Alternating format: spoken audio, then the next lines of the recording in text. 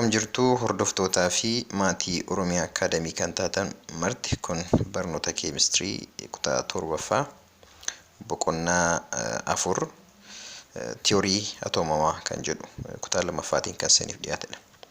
Tiyoorii atoomamaa kan jedhu 4 tuqaa 2 jalatti kan nuti ilaallu tiyoorota gurguddoo lamadha. Tiyooronni kunis tiyoorii atoomamaa Dalton kan jedhuu fi tiyoorii atoomamaa kan ammayyaa ilaalla jechuudha. Tiyooronni kun lamaan tiyoorii yaadota Aristootelii fi yaadota Dimokiraataas kanaan dura kaasan booda kan dhufanidha jechuudha.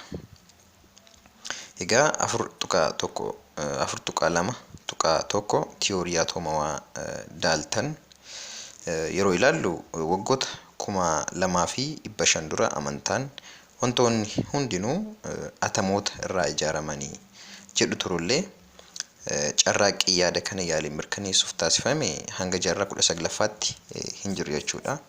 Jaarraa 19ffaatti immoo nama Dalton jedhamutu ka'ee yaada kana yaaliitii mirkaneessuuf nama carraaqee ture. Bara 1908 Dalton tiyoorii atoomamaa isa jalqabaa argannoo wayyaaliin deeggarii nama dhiyeessee ture Dalton kun jechuudha. Jaarraa 19ffaa keessa yookiin 1908 tii eegalee jechuudha. Yeroon kun hayyoonni saayinsii baay'een kan ka'an kanneen akka Antoonii Laavoisier fi Yoosef Priestley kan jedhaman saayintistootadha. Hayyoota ka'anii saayintistoota ka'anidha. Bifa saayinsaawaatiin ta'een adeemsa saayinsaawaatiin qorannoo gaggeessuuf jechuudha. Yeroo seerota jijjiirama keemikaalaa adda addaa itti argatan ture. Jijjiirama keemikaalaa adda addaa itti argatanii ture. Daltonis argannoowwan isaa kanneen akka ragaalee qo'annoo fi qorannoo birootiin deeggarameen jiruu atoomota ibsuuf yaaleera. Atoomota waa'ee atoomotaa waa tokko tokko jechuuf nama yaalee ture Dalton. Tiyoorii atoomamaa isa jalqabaa kana kan baasedha jechuudha. Dalton jechuudha. Akka tiyoorii atoomamaa Daltonitti maatariin hundumtinuu maalidha? Elementiis ta'e koompaawundiin yeroo yookiin ammoo makaan suudoowwan xixiqqoo atoomotaa jedhaman irraatii kan ijaaramanidha. Koompaawundiis haa ta'u, elementiis haa ta'u, wantoonni martinuu yookiin maatarii kan jennu. Maatarii jechuun immoo hiikoo isaa beektu jedhee nabdadha. Wanta hangaa fi qabee qabu martinuu maatarii jedhama. Sun immoo wantoota hundinuu jechuudha. Wantoota kan jennu hundumtuu maalirraa kan ijaaramanidha jechuudha. Dalton wantoota xixiqqoo atamii jedhaman. San jechuun yaadota Aristootel yaadota Dimokiraatas kaase waliin kan wal deeggarudha jechuudha. Atam kan jedhee dubbate Dimokiraatas ture. Yaadonni tiyoorii atoomamaa Dalton haala armaan gadiitiin ibsamanii jiru. Isaanis gara qabxiiwwan 5 ni kaasna jechuudha. Inni jalqabaa maalidha? Dalton jechuudha. Elementoonni hundumti isaanii, elementoonni hundi suudoowwan xixiqqoo atamoota jedhaman of keessaa qabu kan jedhu ture. Fakkeenyaaf eddattoon elementii koopparii atamoota koopparii irraa kan ijaaramanidha jedhe. Kanaaf elementoonni hundumtinuu wanta xixiqqoo ta'e atamii kan jedhaman irraatii kan ijaaramanidha. Lammaffaan atamoonni gargar hin qoqqoodamanii jedhe kan hin qoodamnedha kan jedhu yaada kaasee jechaadha. Atamoonni dhabamsiifamuufis ta'ee uumamuu kan hin dandeenyedha. Fakkeenyaaf atamiin koopparii hin dhabamsiifamu yookaan immoo hiramuun atamoota birootti kan hin qoodamu hin uumamuun jechuudha. Atamoonni elementii tokko qabxiin sadaffaan atamoonni elementii tokko keessa jiran hangas dabalatee amala fiizikaalaa fi keemikaalaa tokko qabu jedhe. Jechuunis waan hundumaanuu wal fakkaatoodha jechuudha. Amaloota fiizikaalaa qabanii hanga amala keemikaalaa tokko yookiin wal fakkaataa ta'e qabu jechuutiin qabxii sadaffaa kaasee. Fakkeenyaaf atamiin koopparii tokko atamoota koopparii biroo waliin waanuma hundumaan kan wal fakkaatudha. Hangi atamii koopparii tokko hanga atamii elementichaa kanneen biroo waliin wal qixaadha jechuudha. jedheeti yaada isaa kan kaase Daaltan. Atomoonni elementii tokko qabxiin arfaffaan atomoonni elementii tokko keessa jiran atomoota elementii biroo kamirraayyuu addadha jedhe. Fakkeenyaaf atomoonni elementii koopparii kaarbanii atomoota elementii oksijiinii irraa addadha jechuudha. Yani elementoonni yeroo elementii kaarbaniin jira, elementii oksijiiniin jira. Atomoonni elementii kaarbanii keessa jiran atomoota elementii oksijiinii keessa jiran irraatii adda kan ta'anidha jechuudha amaloota kamiitiin iyyuu. Kanaafi garaagarummaan atomoota elementoota adda addaa gidduu jiru keessaa tokko garaagarummaa hanga isaanii ta'edha. Fakkeenyaaf hangi atomii elementii kaarbanii keessa jiru hanga elementii kaarbanii oksijiinii keessa jiru irraatii maalidha jechuudha garaagarummaa kan qabuu fi adda kan ta'edha jedhee qabxii arfaffaatti yaada Daaltanidha. Shanaffaatti immoo maal jedhee atomoonni jedhee reeshoo lakkoofsa xiqqaatiin wal nyaatu jedhe. Reeshoo lakkoofsa xiqqaa ta'eetiin wal nyaatu. Atomoonni elementii tokko yommuu atomii elementii biroo wajjin wal fudhatan. Elementii tokko yommuu atomoota elementii biroo waliin wal fudhatu kompaawundiitu uumama. Gara fuulduraatti ni ilaalla. Daaltan tiyoorii isaa keessatti kompaawundiin kam keessattuu atomoonni elementoota adda addaa kompaawundicha keessa jiran reeshoo lakkoofsa xiqqaatiin akka wal fudhatan ibseera. Jechuun soodiyeemii fi kilooriiniin yeroo walitti makaman yeroo wal fudhatan yookiin yeroo wal nyaatinsa keemikaalaatiin akka kompaawundii tokkotti uuman soodiyeemii fi soodiyeem kilooraayidii uuma. Sana jechuun soodiyeem kilooraaydiin reeshoo lakkoofsa xiqqaatiin kan wal fudhatanii wal nyaatanidha jechuudha. Lakkoofsa xiqqaa gaafa jennu lakkoofsa hundaa ta'ee lakkoofsa tokkootii kaasee hanga lakkoofsa tokkootii kaasee jirudha jechuudha. Lakkoofsota 1, 2, 3, 4 kanarra kan hin caalle lakkoofsa hundaa ta'e xiqqoo kan ta'eetiin jechaadha. Fakkeenyaaf kompaawundii bishaanii yoo fudhanne suudoon bishaanii oksijiinii fi haayidroojiinii irraatidha kan inni uumamu yeroo barreessinu immoo jechuudha. H 2 sabskiriiptii yookiin jala isaatti jechaadha.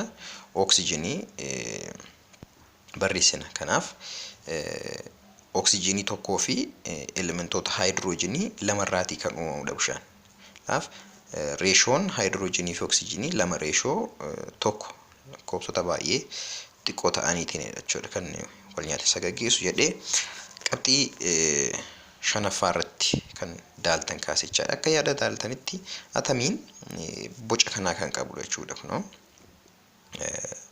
duqunqulaadha yookiin isferiidha. Bifa kana kan gargar hin caccabnedha. Qoodamuu kan hin dandeenyedha. Lakkoofsa reeshoo xiqqaatiin kan wal nyaatanidha. Atomoonni elementii tokko keessa jiran elementii kamirraatiiyyuu adda kan ta'anidha jedhee kan kaase. Karaa biroo immoo elementii tokko keessa kan jiran elementoota tokko keessa kan jiran atomoonni amala wal fakkaataa hangaanis fiizikaalaa fi amala fiizikaalaa fi keemikaalaatiin wal fakkaatoodha jedhee nama kaasedha jechuudha. Qabxiin biroonni kaase immoo atomoonni yookiin wantoonni kamiyyuu suudoo xixiqqaa atomoota jedhaman irraatii kan uumamanidha. Qabxii 5 yaada Daaltanidha jechuudha. Moodeliin natti uumamaa atomii Daaltan bifa kana duqunqulaa kan ta'edha jechaadha. Jedheetu gaa yaada isaa kan kaase namni Joon Daaltan bara 1908 nama jiraachaa ture. Atomiin elementii tokko atomii elementii biraa wajjin yommuu wal nyaatan hokkoolee kanneen walitti hidhatan diramuun kompaawundii uumuu jedhe. Hokkoo jechuun bifa kanaatiin kun atomii tokkodha. Bifuma kanaa kan qabdu atomiin biraa dhuftee yeroo isaan walitti makaman hidhata walitti uuman wal nyaatinsa keemikaalaatiin jechuudha. Hokkoolee kan walitti hidhatu Egaa sadarkaa barumsaatiin kutaa 8 9 jechaa gaafa deemu walnyaatinsa keemikaalaa atomoota gidduu jiru akkamitti compoundoonni akkamitti akka uumaman fi atomoonni kutaalee caasaawwan atamii erga barannee booda akkamitti walnyaatinsi kun akka gaggeeffamu bal'inaan ilaalla. Ammaaf garuu yaada daaltaaniidha kan nuti kaasaa jiru. Baay'inni hokkolee atamii tokko hamma walnyaatinsa isaatiif baay'ee murteessaadha jedhee hokkoleen baay'inni hokkolee atamii kanarra jiranii jechuudha walnyaatinsa hamma walnyaatinsa isaatiif murteessaadha jedhee kan kaase tiyoorii adda addaa haa ta'u malee argannoo qorannoo saayinsii haarawaa irratti hundaa'uun tiyoorichi fooyya'u yookaan guutummaa guutuutti jijjiiramuu ni danda'a.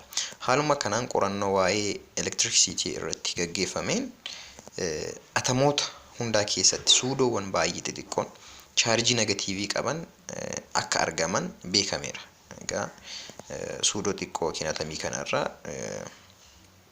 akka caasaa atamii tokkootti chaarjii negatiivaa kan qabu akka kutaa suudoo kanaatti hin jira jedhamee hin ka'e suudoowwan kanneen akka Joosef Joon Thoomson namni jedhamu hin ture. Isaanis elektiroonota jedhamuun moggaafamani. Suudoowwan kanneen akka suudoowwan kanneen immoo kan nama argatedha jechaadha. Joon Thoomson namni jedhamu kun elektiroonota jedhee moggaasee suudoowwan xixiqqoon kun chaarjii negatiivaa kan qaban atamiirra kan jiran jiru. Isaan immoo elektiroonotadha kan isaan jedhamanii jedhee moggaasee jechuudha. Suudoo chaarjii qabeessi atamoota keessa jiru elektiroonii qofa miti kan biraan jira. Yaalii fiiziksiitiin beekamaan Goldstone jedhamu adeemsiseen suudoowwan chaarjii poozitiivaa qaban illee ni jiru jedhee atamii keessa Goldstone namni jedhamu kun egaa chaarjii poozitiivaa atamii kana keessa ni jira jedhe. Suudoowwan kunneenis boodarra pirootoonota jedhamanii akka moggaafamanidha. Goldstonetu argate. Kun egaa caasaawwan atamiidha jechaadha yookiin cita atamowaadha jechuudha. Saayinsistiin biroo kan Chadwick jedhamu immoo maal jedhee suudoowwan biroo kanneen akka chaarjii dhabeessa kan ta'e immoo ni jira jedhe. Egaa Chadwick namni jedhamu kun immoo egaa chaarjii dhabeessa kan ta'e kana immoo niwutiroonota jedhee moggaase jechuudha. Suudoowwan xixiqqoon atomoota keessa jiran immoo walumaa galatti maal jedhan cita atomowaa jenneetu waamna jechuudha. Egaa namoonni sadan kun argannoo atomoo erga atamoonni kun argamanii booda atamii qaama xiqqaa wantootaati jedhamee erga ka'ee booda Chadwick, Goldstone fi Thoomson namoonni jedhaman kun elektiroonii, niwutiroonii fi pirootoonii argatanii jechuudha. Thoomson elektiroonii, Goldstone pirootoonii akkanumallee Chadwick namni jedhamu immoo chaarjii dhabeessa kan ta'e niwutiroonii argate jechuudha. Egaa qaama xixiqqoo atamoota jedhamanii yookaan immoo cita xiqqaa atamoota jedhamanii beekamu jechuudha warri kun. Tiyoorii atomowaa kan ammayyaa kutaa itti aanu keessatti waliin ilaallaa. Na hordofaa. Horaa bulaa.